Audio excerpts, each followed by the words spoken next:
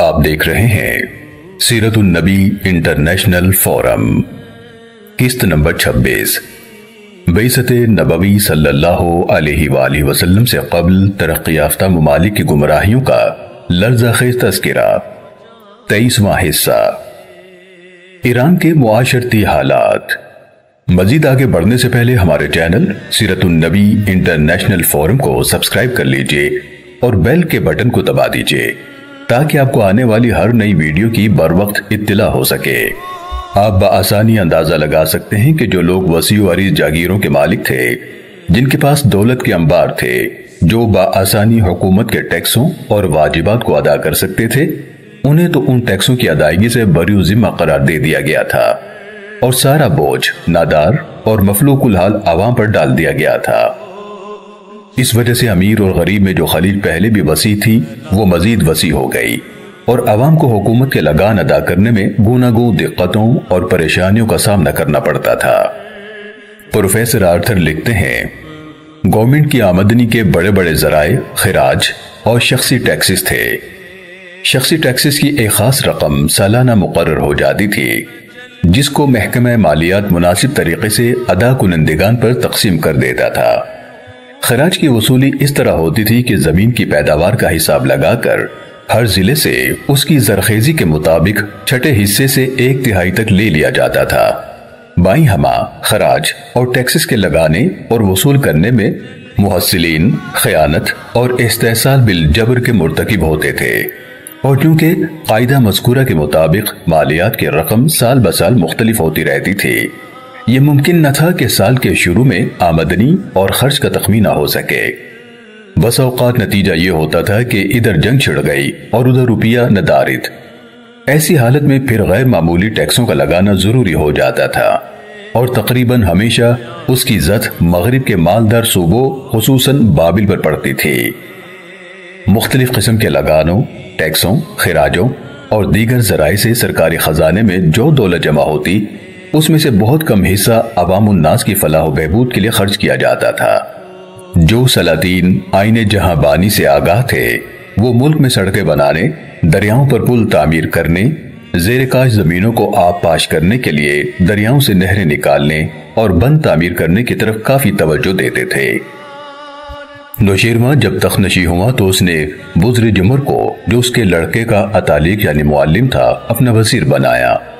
اس نے جاگیرداروں کی فراہم کردہ غیر منظم فوج پر اعتبار کرنے کے بجائے ایک باقاعدہ فوج منظم کی جس کو جنگ کے قواعد و ضوابط کی تعلیم دی گئی، اور اس کو اس قابل بنا دیا گیا کہ وہ ہمہ وقت اپنے ملک کے دفاع کے لیے اور دشمن کے کسی ناگہانی حملے کو پسپا کرنے کے لیے تیار رہے۔ اس نے شہروں کو پانی فراہم کرنے کے لیے زرعی کھیتوں کی آبپاشی کے لیے ڈیم تعمیر کیے اور نہریں کھدوائیں۔ اس نے بہت سی بنجر زمینوں کو قابل کاشت بنایا اور ان زمینوں میں کھیتی باڑی کرنے والے کسانوں کو مویشی آلات کشاورزی اور بیج فراہم کیے۔ اس نے پلوں اور سڑکوں کی مرمت کی اور ان کی حفاظت کا بندوبست کر کے تجارت کو بڑا فروغ دیا۔ اس نے اپنی ساری طاقت اپنی رعایا اور حکومت کی خدمت کے لیے وقف کر دی۔ اس نے بچوں کو تعلیم دینے کے لیے سرکاری خزانے سے فنڈز مہیا کیے۔ یتیم اور غریب بچوں کی تعلیم و تربیت کے لیے اس نے حکومتی سطح پر اہتمام کیا۔ اس نے اپنی فیاضی اور دریا دلی سے اپنے گرد فلسفیوں، طبیبوں اور علم دوست لوگوں کو ہند اور یونان کے دور دراز علاقوں سے اپنے پاس جمع کیا، اور وہ ان کی محفل منعقد کرتا اور عام زندگی اور حکومت کے مسائل کے بارے میں ان سے تبادلہ خیال کرتا۔ اس کی ایک محفل میں یہ سوال پیش کیا گیا کہ سب سے بڑی بدقسمتی کیا ہے؟ یونان کے ایک فلسفی نے اس کا یوں جواب دیا، مفلسی اور بڑھاپے کی کمزوری۔ ایک ہندو نے جواب دیا کہ ایک بیمار جسم میں پریشان دل۔ آخر میں خسرو کے وزیر بزر جمر نے کہا، میرے نقطہ نظر میں سب سے بڑی بدقسمتی یہ ہے کہ کوئی شخص اپنی زندگی کے انجام کو قریب آتے ہوئے دیکھے، اس سے پیشتر کہ اس نے کوئی نیک کام کیا ہو۔ سب حاضرین اور خود نوشیروان نے بھی اس جواب کو بہت پسند کیا، لیکن بہت کم ایسے سلاطین تھے جو ملکی آمدنی کو رفاہ عامہ پر خرچ کرتے۔ بادشاہ کا اپنا ذاتی خزانہ بھی ہوتا جس میں قیمتی اشیاء جمع کی جاتی تھیں۔ غنیمت کا سارا مال بادشاہ کی ذاتی ملکیت شمار ہوتا۔ بعض وسیع و عریض جاگیریں بادشاہ کی ذاتی ملکیت ہوتی جس سے اس کو بے پناہ آمدنی ہوتی۔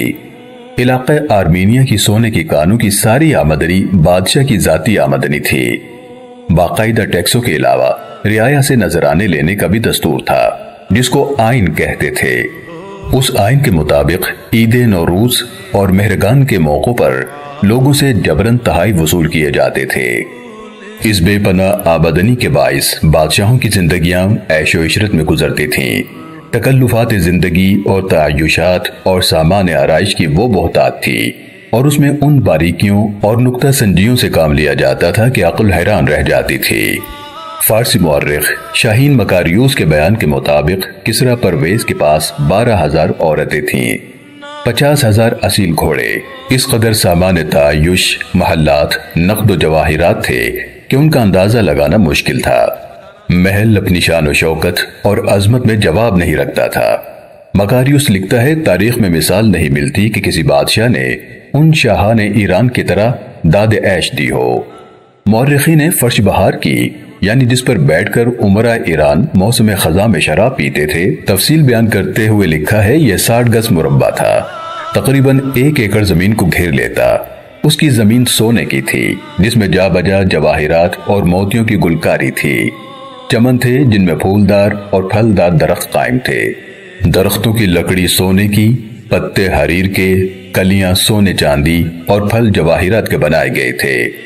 ارد گرد ہیرے کی ندی تھی، درمیان میں روشیں اور نہریں بنائی گئی تھیں، اور یہ سب جواہرات کی تھیں۔ موسم خزاں میں تاجداران آل ساسان اس گلشن بے خزاں میں بیٹھ کر شراب پیا کرتے، اور دولت کا ایک حیرت انگیز کرشمہ نظر آتا جو زمانے نے کبھی اور کہیں نہ دیکھا تھا۔ بادشاہوں کے علاوہ ان کے امراء اور روسا بھی داد عیش دینے میں ایک دوسرے سے بازی لے جانے میں کوشاں رہتے تھے۔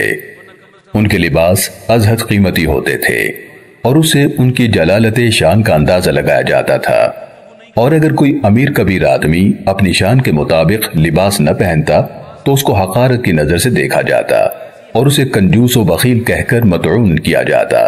ان کے امراء جو کلاوہ سر پر پہنتے تھے اس کی قیمت 1 لاکھ ہوتی تھی، جس میں جواہرات جڑے ہوتے تھے۔ سیرت النبی صلی اللہ علیہ وآلہ وسلم کی یہ قسط دیکھنے کا شکریہ۔ اسے دوسروں تک پہنچا کر صدقہ جاریہ کا حصہ بنیے۔ کسی بھی غلطی کے لیے ہم پروردگار کے حضور معافی کے خواستگار ہیں، اصلاح کے لیے شکر گزار ہوں گے، اور دعاؤں کے طلبکار ہیں۔ جزاکم اللہ خیرن کثیرا۔ مزید آگے جاننے کے لیے دیکھتے رہیے سیرت النبی انٹرنیشنل فورم۔